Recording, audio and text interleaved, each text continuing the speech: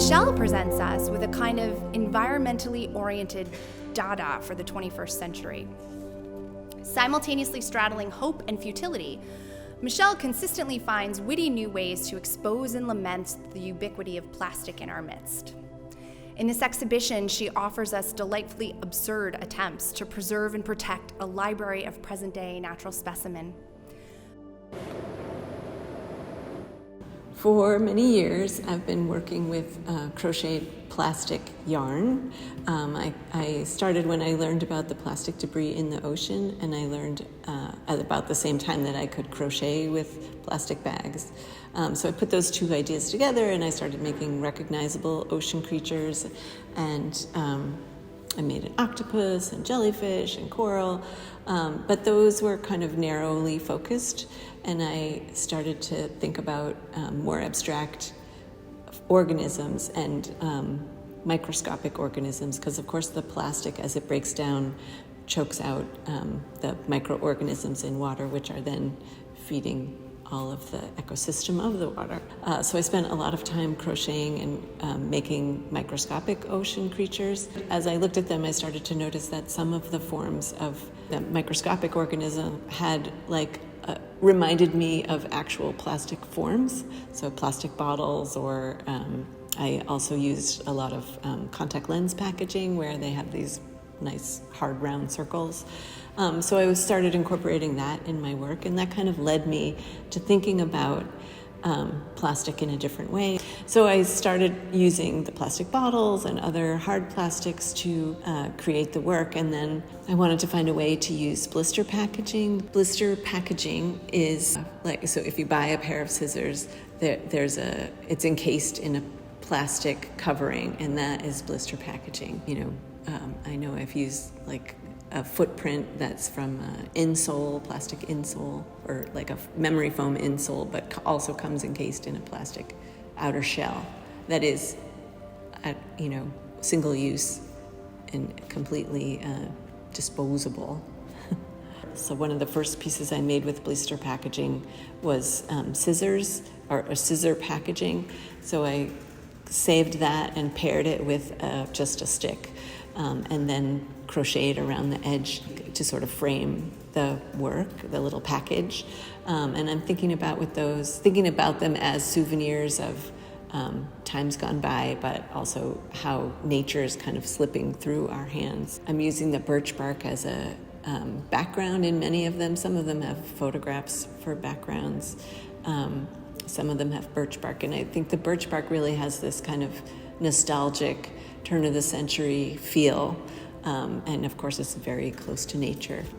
So I think about when I'm making them, pairing the blister packaging with natural objects. There's one that's a little bit of a crab shell, and of course the pincers of the crab didn't come to me as a whole crab, but I was able to find a computer cord blister package. So it has these kind of shadowy remnants of the ends of that cord in the crab piece. And so it talks about absence and loss there in a way that I think is kind of poignant. The photographs, with looking through the bottle, I did actually a lot of work trying to find a way to talk about plastic bottles, which I really feel are sort of everywhere, and they're kind of another nuisance that is around in our environment that you find when you're walking down the street. Actually, nip bottles are horrible as well and everywhere. But so I did some drawings with the plastic bottles, but I find that simplicity is often the best. So after doing all this other drawings of the bottles, I went outside and took some photographs with the bottle, and just peering through the bottle to the landscape was really able to say kind of what I wanted to say, distorting the view, taking the landscape out of focus, focusing on the bottle, and it forces you to look at this, which is what I would like people to do. All this industrial plastic wrap from a condom store or kind of factory. And so I think this is like, I got 5 giant garbage bags worth of this industrial shrink wrap. And when I was pulling it out, I kept pulling it out and they looked like figures to me. So him, I pulled him out and I threw him on the wall, and he had this action that kind of spoke to me. I think he fits here because it's like, this is what we're becoming. So I feel like all of this work is, it's talking about past, present, and future. I feel like the souvenirs kind of harken back to a more nostalgic time where, the Victorian age, and also this kind of souvenir shop thing, but also they're talking about the future because I'm imagining that, this will be all that's left, is this seed pod package. And with the onesies, I feel like they also talk about past, present, and future, where I think you can, as a mother, you can read it as your children grow up, and this baby that you had has gone away, and,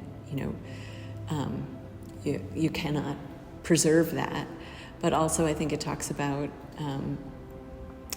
future generations and what will happen to them. So there's kind of a layering effect of the reads of that project.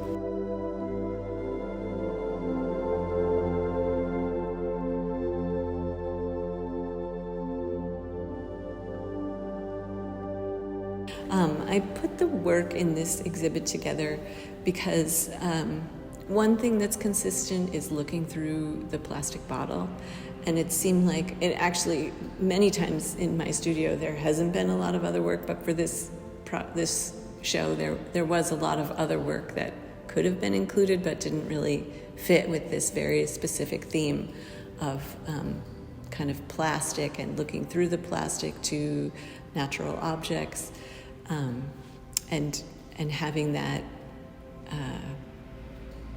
having to sit with that, I guess, is what I'd like the viewer to do. It's to think about the absurdity of wrapping everything in plastic in this material that does never go away, doesn't ever go away.